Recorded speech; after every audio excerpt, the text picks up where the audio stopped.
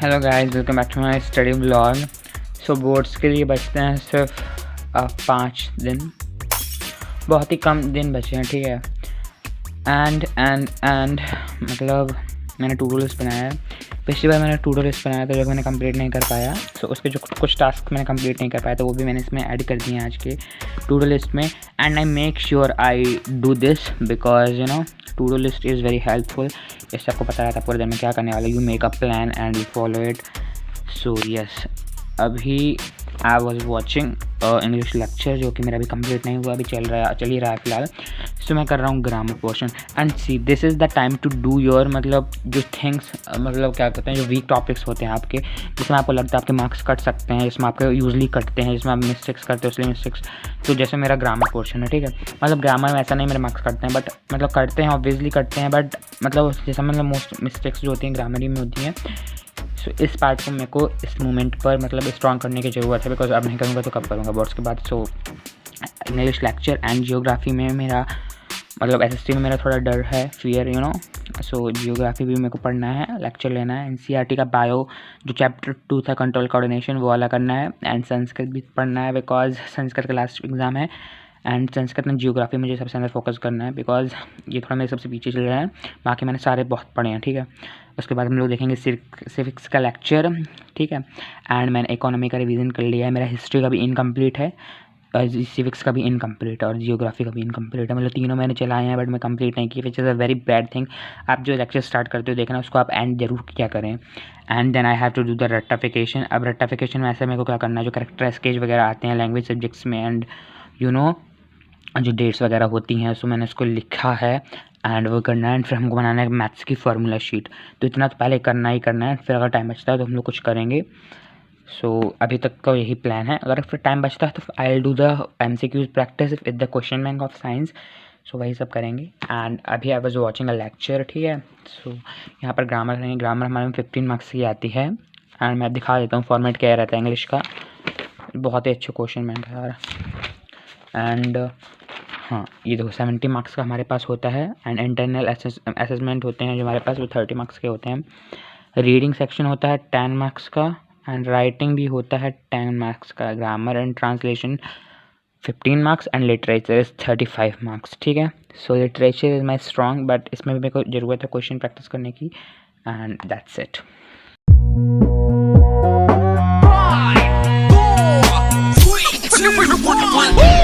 About to catch another fight, yeah. The apple bottom make 'em wanna bite, yeah. I just wanna have a good night. I just wanna have a good night. Hold up, if you don't know, now you know. If you broke, Put your hands up, feel the beat up. DJ Janelle Sagano Remix. Shake my show my thong, do my thing. Ain't nothing wrong, ain't nothing wrong. Go girl, go girl, go girl, go girl, go girl, go girl. Dum diddy dum. My time's now. The city I'm from is covered with federals that'll make your crew run, your crew run. It's next to come. Dum diddy dum. My time's now. The city I'm from is covered with federals that'll make your crew run, your crew. So the time is 3:22 and सुबह से लेके अब मेरा English का lecture complete हुआ है भाई साहब। इतना देर मैंने लगाया ना, क्या बताऊँ। एंड 1 2 3 4 5 6 टास्क बचे रहे होते हैं अभी, तो अभी मैं करने वाला सबसे नीचे वाला टास्क मैथ्स फार्मूला शीट, तो मेरे को बनानी थी, बहुत दिन से बनानी थी। एंड मैंने डिसाइड किया मेरे नोट्स हैं मैथमेटिक्स के, देख सकते हो आप लोग। मैथमेटिक्स सब सोच रहे हो कौन नोट्स होते हैं, बट इसमें पूरी NCERT सॉल्व है एंड पूरे कॉन्सेप्ट्स हैं। सो वैसे मैं रिवाइज़ करके नहीं जाता हूँ, मैं बिना रिवाइज़ करके जाता हूँ, बट स्टिल मैंने बनाए थे बिकॉज मेरे को करने थे कहीं तो अच्छे से, ठीक है। So class 10th all formulas मैंने हेडिंग डाल ली है। एंड इसके बीच में मतलब ये स्पाइरल वाली नोटबुक होती है, उसके बीच में हमको एक ऐसा शीट मिला है येलो कलर का। इसमें बस एक ही शीट है, तो आई थिंक इसमें आज तो जाना चाहिए यार, मतलब आई थिंक सो आ जाएगा, बट लेट्स सी। अभी हेडिंग डाली है रियल नंबर, तभी इसके फार्मूला लिखने सारे। ऐसे इतने फार्मूलाज हैं नहीं I think so, but still बना लेते हैं।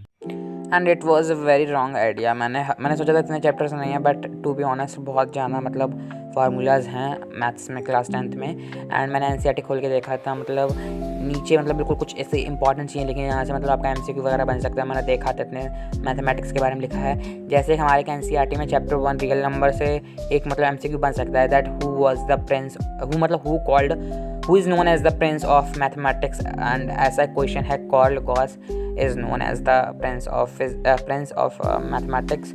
सो मतलब मेरे को लगता है बन सकता भाई, मतलब इस एनसीईआरटी अच्छे से पढ़नी पड़ेगी।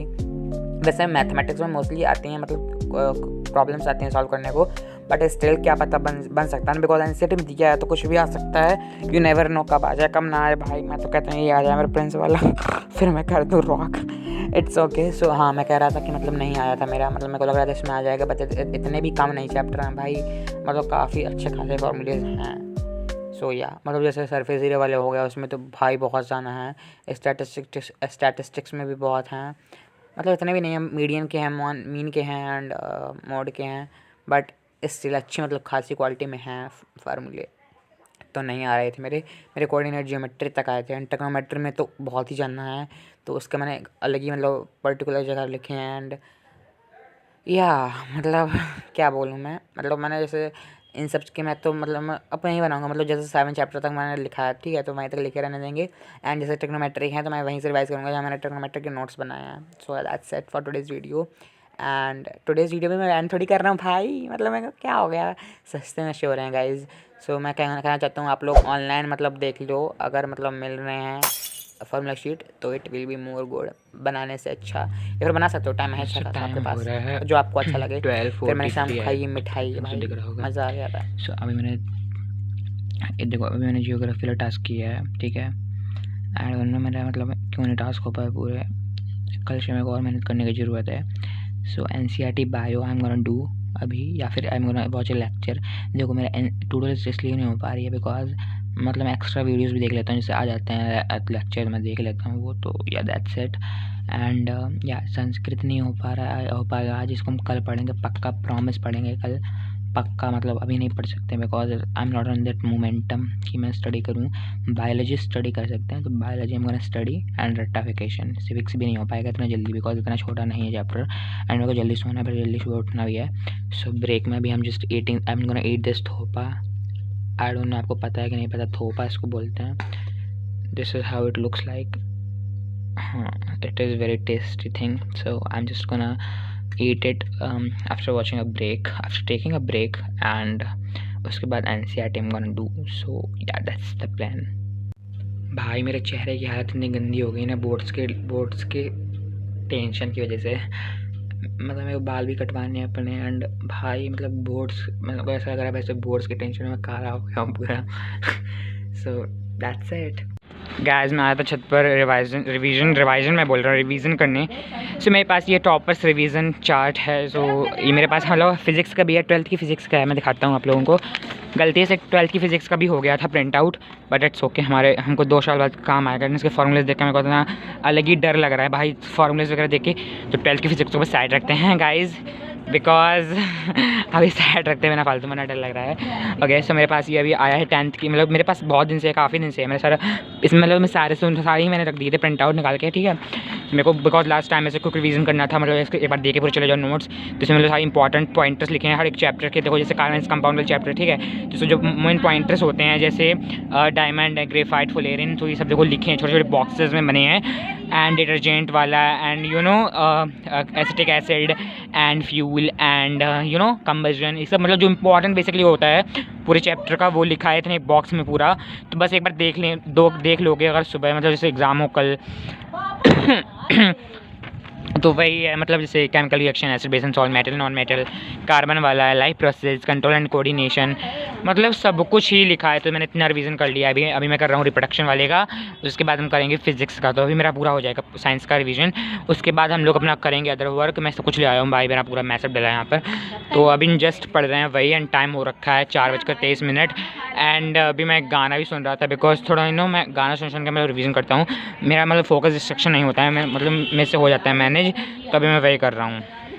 सर्दियों में मतलब छत पे बैठकर धूप में पढ़ने में इतना मस्त लगता है ना, मतलब मज़ा ही आ जाता है भाई। एंड बोर्ड्स एग्जाम के लिए बहुत ही कम दिन बचे हैं, बहुत ही कम दिन। आई डोंट नो कैसे प्रिपेयर होगा गाइज, बट करना तो पड़ेगा। पता कल रात में मेरे को इतनी एनजाइटी से हो रही थी ना, मतलब भाई मेरा पता पूरे चेहरे, जब मेरे को एनजाइटी होती है, मतलब जब मेरे को एनजाइटी अटैक्स आने लगते हैं, मेरे हाथ हिलने लगते हैं, पैर हिलने लगते हैं। एंड मतलब मेरे तो बहुत दिन से एनजाइटी हो रही है, बिकॉज बहुत दिन से 10th बोर्ड्स, जब मैं क्लास 8 में था तब मेरे को पता चला था बोर्ड्स के बारे में, तब से ही मेरे को मतलब टेंशन होती है मतलब बहुत। But it's okay, we have to manage it, we have to face it, because obviously सबकी लाइफ में आता है। एंड सब मैंने सीनियर सुना है, मतलब सबको डर लगता है, सो लगता तो है तो क्या कर सकते हैं लगेगा वो तो। सो बोर्ड्स मेरे बहुत ही जल्दी आने वाले हैं, बहुत ही कम टाइम बचा है। And we have to prepare, we have to be prepare. ऐसा नहीं चलेगा मेरे को कुछ नहीं आता, मेरे को कुछ नहीं आता, मैं आना पड़ेगा, क्यों नहीं आएगा भाई। देखो पूरा साल से को मिला था प्रिपरेशन के लिए, बट मैंने वो रील्स देखते देखते व्यतीत कर दिया गाइज, यू नो। मेरी फील्डिंग सेट है गाइज, बहुत बुरी लगने वाले हैं। एंड मेरा सेंटर भी इतनी जगह गया है, मतलब मेरा सेंटर ऐसी जगह गया है, यू नो, बहुत ही स्ट्रिक्ट है, मोस्ट स्ट्रिक्ट एरिया का कोई है जगह वही है सेंटर। एंड इकलौता में मेरा मतलब वही गया है। एंड जैसे मैं सेंटर को मतलब बताता हूँ, कोई पूछता है तो मैं बताता हूँ, जैसे मैं बताता हूँ तो एकदम वो शांत हो जाते हैं। मेरे थोड़े दिन पहले मैं हॉस्पिटल गया था, तो वहाँ पर मतलब पूछ रहे थे वो सेंटर आपका कहाँ गया, तो मैंने बताया मेरा सेंटर जिस जगह गया है, XYZ जगह। तो ऐसे देखते हैं मेरे को, बोलते बेटा आपकी फील्डिंग सेट है। मैंने कहा जी अंकल मेरे को पता है, आप मुझे बताओ। तो यही हाल है। एंड वहाँ पर मुझे 10th पास लड़का भी मिला था, UP बोर्ड का, इंग्लिश मीडियम का था वो। एंड मैंने उससे पूछा था, जैसे बात कर रहा था मैं, तो वो उसने बताया उसको 92% आए थे 2025 में। I was like bro my God, इसके मैथ्स में 97 ऐसे कुछ मार्क्स थे भाई, मतलब मैंने कहा टॉपर मिले भाई। मैं उससे पूछ रहा हूँ, वो बेचारे दवाई लेने आया था, मैं उससे पूछ रहा हूँ भाई मुझे टिप्स दे दे, ये दे दे वो दे दे। भाई साहब ये मेरी सिचुएशन हो चुकी है, मैं इतना बकबक करता हूँ ना, देख रहे हो 2 मिनट होने वाले मेरी बकबक, लेकिन शांत होने का नाम नहीं रही है। काश मैं इतना पढ़ाई कर लेता तो मैं बहुत टॉप कर देता गाइज। एनीवेज सोशल वर्क पढ़ाई करते हैं।